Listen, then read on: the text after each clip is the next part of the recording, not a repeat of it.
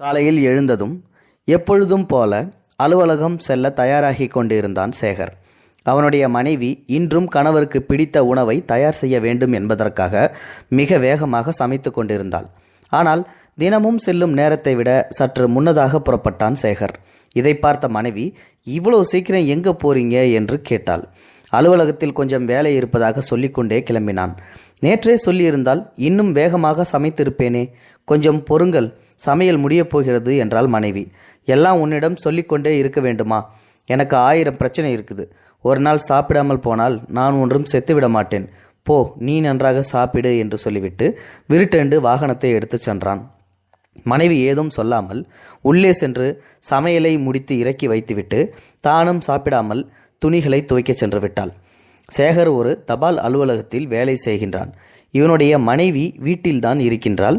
இருவரும் காதலித்து திருமணம் செய்து கொண்டவர்கள். வீட்டில் பெற்றோர்கள் சம்மதம் கிடைக்கவில்லை. அதனால் பெற்றோரிடம் சண்டை போட்டுவிட்டு தனக்கு சேர வேண்டிய சொத்தை பிரித்து வாங்கி கொண்டு தனியாக வந்துவிட்டான் சேகர். இருவருக்கும் திருமணமாகி 20 ஆண்டுகள் ஆகியும் குழந்தை இல்லை. இது பெரிய மன உளைச்சலாகவே இருந்து வந்தது சேகருக்கு. அலுவலகம் முடிந்து வீடு திரும்பி கொண்டிருந்தான் சேகர். அலுவலகத்தில் சில வேலைகளை தவறாக செய்ததால் மேலதிகாரி சேகரை எல்லார் முன்னிலையும் வைத்து ரொம்ப திட்டிவிட்டார். அதை நினைத்தபடியே வீடு வந்து சேர்ந்தான் சேகர். மனைவி ஆவலோடு தான் சமைத்த உணவை எடுத்து வந்து பரிமாற துவங்கினாள். இவனும் சாப்பிட உட்கார்ந்தான். சாப்பிட ஆரம்பித்த கொஞ்ச நேரத்திலேயே தட்டை எடுத்து தூக்கி சுவர் மீது அடித்தான். அவள் அப்படியே உறைந்து போய் நின்றாள். உணவில் காரம் எவ்வளவு போட்டு இருக்கிறாய், உனக்கு சமைக்க தெரியாதா என்று கத்தி பேசத் தொடங்கினான். உணவு அவ்வளவு காரம் இல்லை. ஆனால் அவன் அலுவலகத்தில் நடந்ததை நினைத்து கொண்டே சாப்பிடவும் தான் அவ்வளவு காரமாகிவிட்டது. உன்னால் ஒரு காரியம் ஒழுங்கா செய்ய முடியாதா? எல்லாம் என் விதி, உன்னோட தான் வாழ வேண்டும் என்பதற்காக என் உறவுகள் எல்லாம் தூக்கி எறிந்த. உன்னால் ஒரு குழந்தை கூட பெற்று எடுக்கக்கூடிய பாக்கியம் இல்லை. உன்னை திருமணம் செய்து கொள்ளாமலே இருந்திருக்கலாம். என் பெற்றோர் பேச்சை கேட்டு அப்பொழுதையே வேறொரு பொண்ணை நான் கட்டியிருந்தா என்னைக்கு எனக்கும் ஒரு குழந்தை குட்டின்னு ஆயிருந்திருக்கும். உன்னால தான் என் வாழ்க்கை இப்படி இருளாக மாறிவிட்டது. அலுவலகத்திலும் இவ்வளவு ஆண்டு வேலை செய்து உனக்கு தானே கொட்டுகிறேன். என்ன பண்ணுவது? காதலித்து விட்டேன் அல்லவா? இன்னும் நிறைய சம்பாதித்து கொட்டுகிறேன், நன்றாக கொட்டிக்கொள் என்று அடுக்கிக் கொண்டே போனான். அரை கதவை வேகமாக மூடிவிட்டு உள்ளே சென்று விட்டான். மனைவி கண் கலங்கியபடி தானும் எல்லோரையும் விட்டு தானே வந்தேன் என மனதில் நினைத்து கொண்டே கண்ணீர் தரையில் விழுந்தபடி வீட்டை சுத்தம் செய்து கொண்டிருந்தாள். மனைவியும் சாப்பிடாமல் அப்படியே தரையில் படுத்து தூங்கிவிட்டாள். மறுநாள் காலையில் எழுந்து மறுபடியும் அவளது பணியை செய்ய ஆரம்பித்து விட்டாள். சேகர் எதுவும் பேசாமல் செய்து வைத்த சமையலை எடுக்காமலேயே விருட்டென்று கிளம்பி போய்விட்டான். அலுவலகம் சேர்ந்த பிறகு தனது பணியை ஆரம்பித்தான். வேலை செய்து கொண்டிருந்தான் விறுவிறுப்பாக. அப்பொழுது ஒரு வயதான முதியவர் தலையில் பழைய கூடையை சுமந்தபடி வந்து வியர்வை சொட்ட சொட்ட வந்தார். மதிய நேரம் உச்சி வெயில். பழைய கூடையை இறக்கி வைத்துவிட்டு அலுவலகத்தின் உள்ளே வந்தார். தனது சட்டைப்பையில் இருந்த பணத்தை எடுத்து மேசையில் வைத்தார். பணம் அவரது வேர்வையில் நனைந்திருந்தது. இதை கண்ட சேகருக்கு ஒரே ஆச்சரியம்.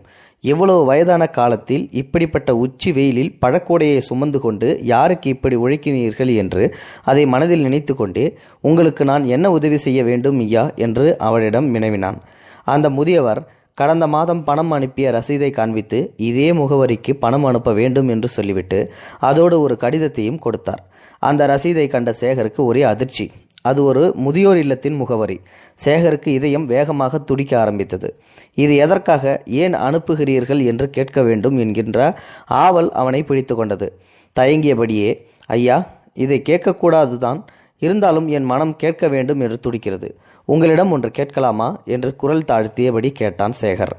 அவரும் சொல்லுங்க தம்பி என்று கேட்டார். நீங்கள் யாருக்கு பணம் அனுப்புகிறீர்கள்? எதற்காக? உங்கள் மனைவிக்காகவா என்று கேட்டான். அந்த முதியவர் ஆச்சரியமாக சேகரை பார்த்தார். சேகருக்கு ஒன்றுமே புரியவில்லை. தவறாக கேட்டுவிட்டோமோ என்று நெஞ்சம் படபடத்தது. நான் இருக்கும்போது என் மனைவியை அப்படி விட்டு விடுவேனா தம்பி என்று சற்று கம்பீரமாக அந்த முதியவர் சொன்னார். சேகர் அமைதியாக அவர் சொல்வதை கேட்க ஆரம்பித்தான். முதியவர் சொல்ல ஆரம்பித்தார். நான் இந்த முதியோர் இல்லத்திற்கு கடந்த 10 ஆண்டுகளாக பணம் அனுப்புகிறேன். இதுவரை யாரும் இந்த கேள்வியை கேட்டதில்லை. முதல் முறையாக நீங்கள் கேட்டது எனக்கு ஆச்சரியமாக இருக்கிறது என்று சற்று உற்சாகமாக சொல்ல ஆரம்பித்தார். எனக்கு திருமணமாகி 40 ஆண்டுகள் ஆகின்றன. என் மனைவி என் கூட தான் இருக்கிறாள். எங்களுக்கு குழந்தைகள் இல்லை. என் மனைவிக்கு வாய்ப்பேச முடியாது. எங்கள் திருமணம் ஒரு சுவாரஸ்யமான நிகழ்வு தம்பி என்று கூறியவர் கொஞ்சம் தண்ணீர் கேட்டார் சேகரிடம். மிக விரைவாக ஓடிச் சென்று தண்ணீர் கொண்டு வந்து கொடுத்தான் சேகர். சேகர் நாற்காலியின் நுனியில் அமர்ந்தபடி, உங்களின் திருமணம் எப்படி நடந்தது? உங்கள் மனைவியை எப்படி தெரியும்? அதையும் சொல்லுங்க ஐயா, எனக்கு ஆவலாக இருக்கிறது என்று முதியவர் தண்ணீர் குடித்து முடிப்பதற்குள் சொல்லி முடித்தான். முதியவர் சற்று சிரித்தபடி மேலே சிந்திய தண்ணீரை துண்டினால் துடைத்தபடி மீண்டும் சொல்ல ஆரம்பித்தார். என் மனைவியை சிறு வயதிலேயே எனக்கு தெரியும். எங்கள் வீட்டின் அருகில்தான் குடும்பமாய் இருந்தார்கள். அவர் வீட்டில் இவள் ஒரே பிள்ளைதான். அவளுக்கு 10 வயதாக இருக்கும் பொழுது அவளுடைய தந்தை வெளியே சென்றுவிட்டு வீடு திரும்பும் வழியில் வாகனம் மோதி அவர் தந்தை இறந்து விட்டார். தன் கண் முன்னே தந்தை இறந்து போனதை கண்ட அவளுக்கு பேச்சு வராமல் போய்விட்டது.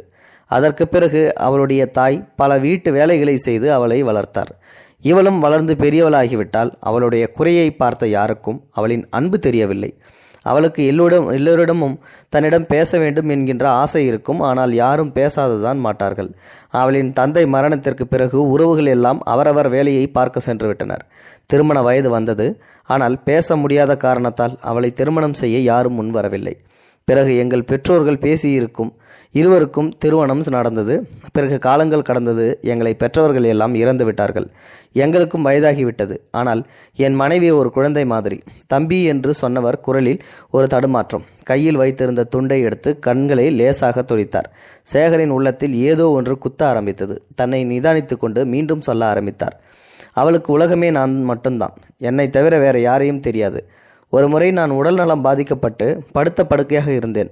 வேலைக்கு செல்லாமல் கையில் பணம் வேறு இல்லை. அப்பொழுது மருந்து வாங்க வேண்டும் என்பதற்காக அவள் அம்மா நினைவாக வைத்திருந்த ஒரு தங்க குண்டு மணியை எனக்காக கடையில் விற்றுவிட்டாள். பிறகு அந்த பணத்தை கொண்டு மருத்துவரிடமும் சென்று என் கணவனை எப்படியாவது காப்பாற்றுங்கள் என்று வாய்ப்பேச முடியாத நிலையிலும் செய்கையை காண்பித்து மருத்துவரிடம் கெஞ்சி புழுவாக துடித்து போய்விட்டாள் என்று சொன்னவர் கண்கள் இரண்டும் சிவந்து போய்விட்டது. பிறகு நான் குணமாகி என்னுடைய வேலையை செய்ய ஆரம்பித்தேன் என்று தன்னை திடப்படுத்தி கொண்டு மீண்டும் தொடர்ந்தார். அப்பொழுதுதான் எனக்கு ஒரு சிந்தனை வந்தது. எனக்கு முன்பு அவள் இறந்து விட்டால் பரவாயில்லை. கடைசி வரை அவளை பார்த்து கொண்ட மன நிறைவு எனக்கு இருக்கும். ஆனால் அவளுக்கு முன்பே எனக்கு இறப்பு வந்தால் என் மனைவியின் நிலை என்ன என்று. அதற்கு தான் இந்த பணம். ஒவ்வொரு மாதமும் ஒரு தொகையை அனுப்பிவிடுவேன். அதில் பாதி அந்த முதியோர் இல்லத்தில் கணவன் இல்லாமல் இருக்கும் மற்றவர்களுக்கும், மீதி பாதி தொகையை என் மனைவிக்காக சேர்த்து வைத்து கொண்டு வருகின்றேன். அந்த பணத்தோடு ஒரு கடிதம் எழுத்து கொடுத்தேன் அல்லவா? அந்த கடிதத்தை திறந்து படித்து பாருங்கள் தம்பி என்று சொன்னார். சேகர் நெஞ்சில் ஒரு உறுத்தல். கைகள் நடுங்கியபடி கடிதத்தை பிரித்து பார்த்தான். அவன் கண்கள் இரண்டும் கலங்கியபடி இருந்தது. அதில், நானும் என் மனைவியும் நலமாக உள்ளோம். இந்த மாதம் என்னால் இயன்ற தொகை அனுப்பியுள்ளேன். அடுத்த மாதம் இதேபோல் கடிதமும் பணமும் வரவில்லை என்றால் நான் இறந்து போயிருப்பேன். நீங்கள் வந்து என் மனைவியை அழைத்துச் சென்று பத்திரமாக குழந்தை போல் கடைசி வரை பார்த்து கொள்ளுங்கள். இதுவே என் கடைசி ஆசை. இதை படித்த சேகருக்கு நெஞ்சில் பாரம் கூடியது. கை கால் நடுங்க ஆரம்பித்தது.